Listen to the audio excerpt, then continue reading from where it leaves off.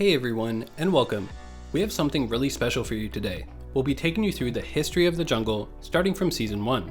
We'll be breaking down how the jungle changed over the years, design choices Riot has made, and what we can learn from them, using these lessons as a way to figure out exactly what's wrong with the current iteration of the jungle and what can be done to fix it. Complaining about the jungle has become so prevalent among streamers and professional players, and we thought it was about time that someone took a deeper look into the jungle and finally answered the question of whether the jungle is really that bad. But first, to understand what's currently wrong, we have to go back in time and understand how we got here in the first place, and whether things have been getting worse, better, or stayed the same. Alright, so let's start at the beginning, Season 1 of League of Legends, as this is when jungling first became its own standalone role. The jungle looked nowhere close to the modern day. First, the jungle camps were insanely hard to kill, to the point that only a select few of champions could be chosen for the role. And secondly, there existed two items, the Philosopher's Stone and Heart of Gold. Both of these items gave 5 gold per 10 seconds, and their passives stacked, meaning players would build multiple of them at once. Since camps were difficult to kill, while having a separate source of gold income from your items that didn't require you to kill those tough camps, the jungle meta devolved into hyper-ganking strategies. For example, if we jump back to the Season 1 championship, where Fnatic faced Against All Authority, we can see what route Jarvan ran in the first game. He did blue, ganked bot, waited to gank bot again, then ganked mid, farmed 2 camps, and then lane ganked top, which was counter-ganked by the enemy Rammus, who, you guessed it, ganked as well. So why was this style of jungling so prevalent? It has to do with the gold per 10 items offering a way for junglers to earn gold other than farming their camps. This allows them to gank aggressively while not falling behind a jungler that's focusing on clearing. Needless to say, modern day junglers and laners would absolutely hate this style of jungling, but why do we hate it so much? The answer lies in individual agency. When ganking gets out of hand, laners don't get to have control over the outcome of their lane, as the hyper-aggressive junglers will dictate who wins the lane based on their ganks. Well, you might say, it sounds like junglers were overpowered. Weren't they extremely happy with how much control they had over the outcome of the game? The thing is, yes, junglers had control over the early game, and then laners would inevitably scale and have control of the late game, but neither had individual agency. This relay race of earning a lead through your individual skill only to hand it off to another role made players feel frustrated. So in Season 1, we learned 2 valuable lessons. First, that players need to have a sense of linear control over the game from start to finish. And second, that when junglers can earn equal or more gold from something other than jungle camps, like those gold per 10 items, that it promotes hyper-ganking playstyles. Riot was aware of this problem heading into Season 2, and so they made several changes to the jungle. First, they made camps significantly easier to kill, the intention being that a wider pool of champions could jungle, while junglers themselves could actually focus on clearing camps without getting destroyed by them. Secondly, they made camps respawn faster, but with reduced rewards. Again, the intention is that junglers can now spend more time clearing their camps, and junglers that choose to ignore farming camps would fall behind to the ones that did. However, this didn't have the intended effect. Junglers were still glorified supports that implemented hyper-ganking strategies. You see, by making the camps easier to kill, it meant that laners could now kill camps with relative ease, which they immediately capitalized on. We can see this in effect in the Season 2 World Championship, where TPA's bot lane started the game killing the golems, which was the standard meta at the time. Laners would then take camps throughout the rest of the game. What we can learn from this is that if camps are too easy to kill, then it will promote funneling strategies, where laners can quickly take jungle camps between minion waves. However, a lot of you are probably thinking, well then how in the world did the jungler even have any gold income at all? Well, Riot left the gold per 10 items, like Heart of Gold and Philosopher's Stone, in the game, so junglers continued to use them, gaining a separate gold income from their camps, facilitating their hyper-ganking strategy. Season 2's jungling meta would end up in the same place as the Season 1 meta, an aggressive ganking playstyle. Season 3 was different though, and is the first time the jungle would start to look closer to the modern day. Riot nerfed the gold per 10 items so they didn't stack anymore, and junglers stopped building them. At the same time, they offered specific items dedicated to junglers like Spirit of the Elder Lizard for attack damage, Ancient Golem for tanks, and Spectral Wraith for ability power. This format still exists today, with their enchantments such as Warrior, Cinderhulk, and Runic Echoes. They also reduced the respawn timers of camps from 60 seconds to 50 seconds. To put this into perspective, our current camps take 2 minutes and 30 seconds to spawn. Naturally, since camps spawn so fast, they also had to be easy to kill.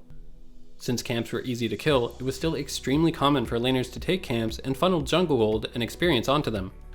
You're probably again wondering, well with the gold per 10 items gone, how did the jungler earn any gold if laners were taking their camps?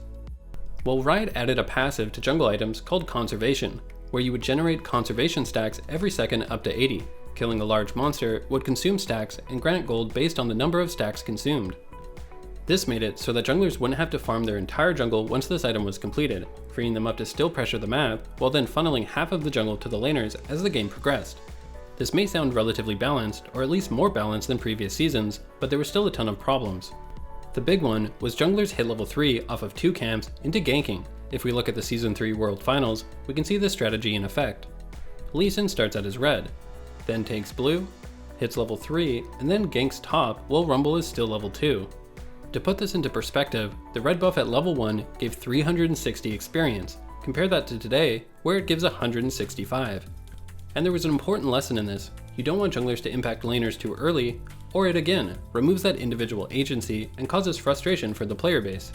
Now, even though this was absolutely tilting for laners, it was a lot more fun for junglers. They were free to implement hyper-aggressive ganking strategies with their early level leads and utilizing conservation stacks.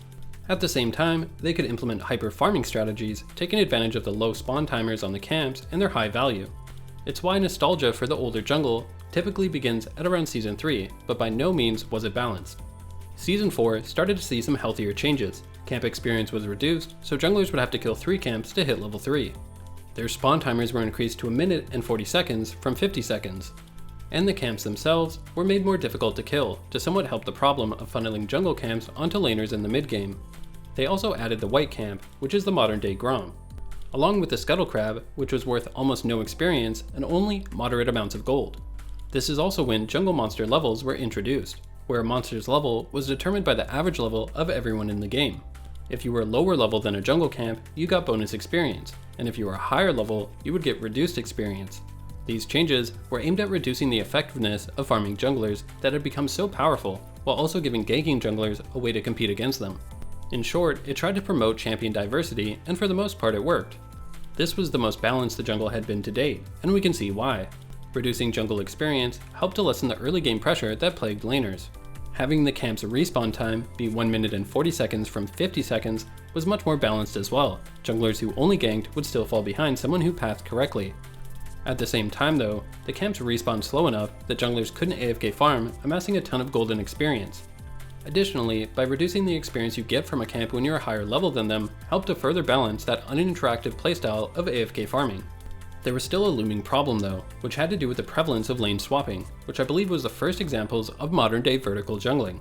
For those unaware, vertical jungling is when each jungler starts at their buff, then invade each other's second buff, causing the map to be split in half vertically, isolating a side lane, causing the jungler to have complete control of separate sides of the map. Players have long complained about vertical jungling, especially laners, as they essentially don't get to play the lane due to the constant threat of the enemy jungler ganking.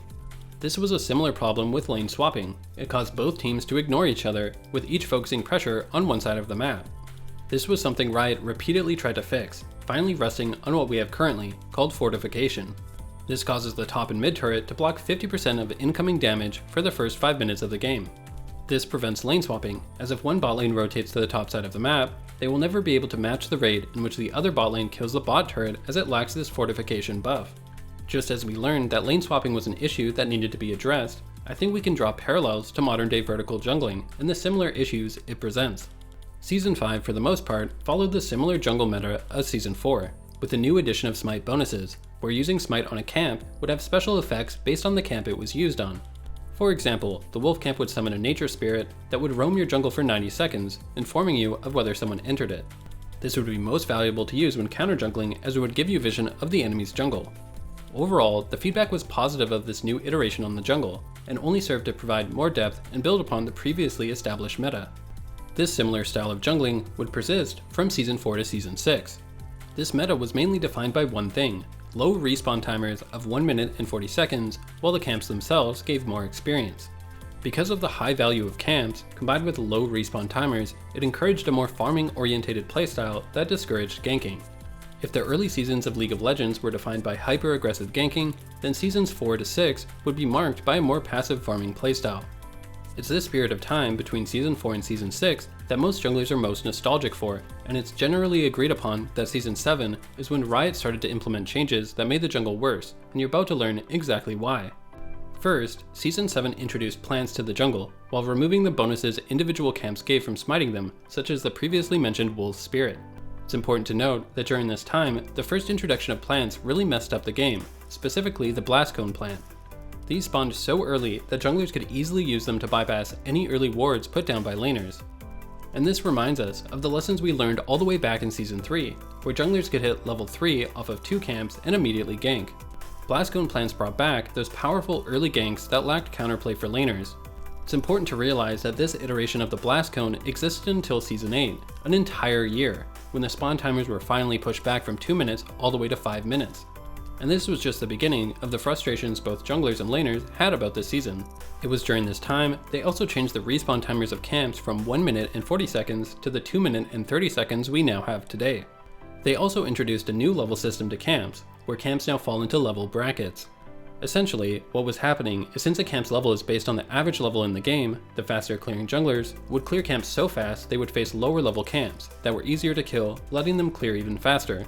It basically created a hidden reward for clearing fast. But they changed this so camps fell into level brackets instead. This meant that a camp that is level 1 or level 3 would be worth the same, or a camp that's level 4 or level 6 are now worth the same. We currently have a very similar system based off this formula. This meant that more hyper-aggressive junglers that didn't clear as effectively wouldn't be punished as much. It was this, in combination of long respawn timers, along with reduced experience and new Blast Cone plants that increased ganking, that completely shifted the meta. No longer was it about farming and pathing efficiently. Instead, we went back to the more hyper-aggressive ganking strategies, but with a twist: rubber band experience. Remember, back in Season 3, they introduced a mechanic where if you were a lower level than a camp, you received bonus experience, while if you were a higher level, you received less. This was aimed to help balance the jungle at that specific time, when it had low respawn timers, to try and keep both ganking style junglers and farming style junglers in check. The problem is, these mechanics still existed, even though camps now spawned at a much slower rate, with new level brackets and reduced experience. This had an unintended effect. Essentially, if one jungler spent all his time clearing the jungle, he was getting much less experience. Whereas, if the other jungler spent less time farming efficiently and more time ganking, even if he was 3 or 4 levels behind, he could spend 2 rotations farming his jungle and get massive bonus experience to suddenly shoot him up to catch back up to the other jungle that spent all his time farming. And so the meta that persisted for the past 3 years was now gone, and in its place was a gank-heavy playstyle. This was all made worse due to the fact that Riot had made a giant mess called the tank ARDENT meta. Riot had buffed tank junglers in the middle of the season, while also buffing ARDENT Sensor.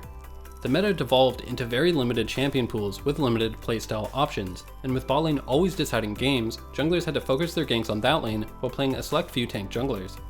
In Season 7, Riot messed up, and they messed up big time, and we're still feeling the effects of it today. Most modern day complaints about the game stem from a lot of choices made at this point in time, and it forms a distinct line separating 2 completely different styles of League of Legends, before Season 7 and after Season 7. This new meta then continued into Season 8, where things got much worse. Jungle experience was lowered even more, further nerfing farming style jungling and incentivizing the rubber banding ganking strategy.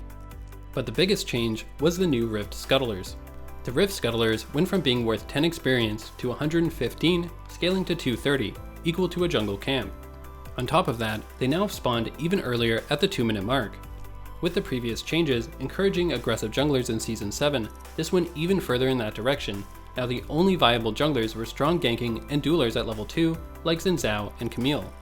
This also opened up routes where junglers could take their buff, gank a side lane, into taking the scuttle.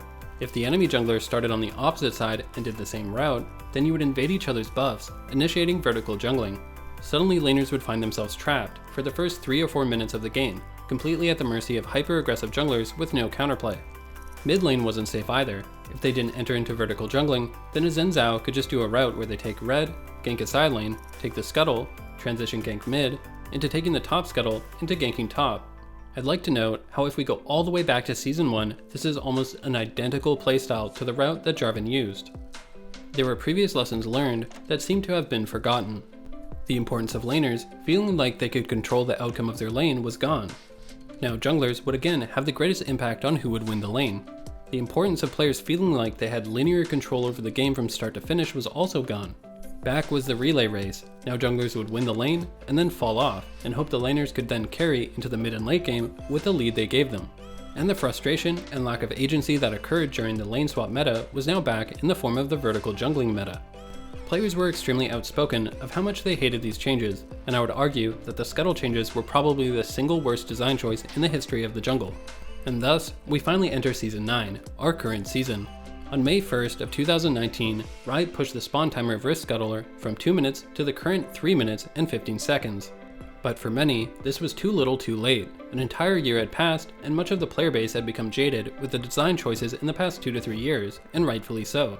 And so where does that leave us? I would argue there are currently 5 core problems that still persist in the jungle. First is the Rift Scuttle. I believe it still spawns slightly too early. Making it spawn at 3:30 instead of 3:15 would give junglers more options of how they want to play around it, while also giving laners a bit more time to prepare themselves to have to rotate into river. The reason I would be hesitant to push the Rift Scuttle any later is that it could possibly spawn at a similar time to the second rotation of jungle camps, which will typically respawn at around 4:40. If this were to happen, it's risky as it could have the side effect of reintroducing vertical jungling, where after taking Scuttle, you invade the enemy's jungle to farm their second camp rotation, and I believe vertical jungling is fundamentally bad for the game, as it removes individual agency from laners while promoting minimal interaction between junglers. Additionally, I think Rift Scuttle should be worth slightly less, while the camps themselves should be worth slightly more. Currently, being denied a Rift Scuttle feels slightly too impactful for something that is out of your control. The jungle matchup, the laner matchups, whether the laners won or lost the lane, and whether they choose to rotate all dictate whether a jungler can secure a Scuttle. Being forced to give up a Scuttle should not feel as bad as it currently does, and so I think the reward should be lowered ever so slightly to reflect that. The second core problem has to do with the value of kills and minion experience relative to jungle camps. Currently, junglers don't full clear or look to farm efficiently. Instead, after repeated nerfs to jungle experience, junglers will actually be a higher level focusing on ganking, getting experience from the kills, and soaking lane experience afterwards from the minions. This promotes an unhealthy and frustrating playstyle of camping and hyper ganking. I believe that junglers should get reduced experience from minions to disincentivize this type of gameplay, and so that pathing and farming efficiently is rewarded instead of punished. And this segues into the third core problem. Jungle camps aren't worth enough and they spawn too slowly. Jungle camps need to respawn a bit faster to promote proper pathing and efficient clearing. This way, junglers that gank all the time will actually fall behind other junglers who are farming efficiently.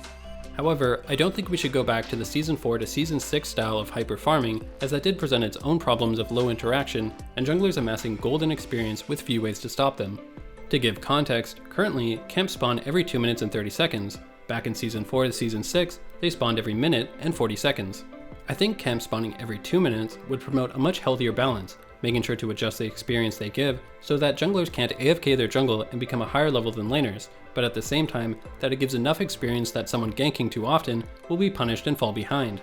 And the fourth core problem has to do with turret plating. Don't get me wrong, I think turret plating was one of the best design choices that Riot has made.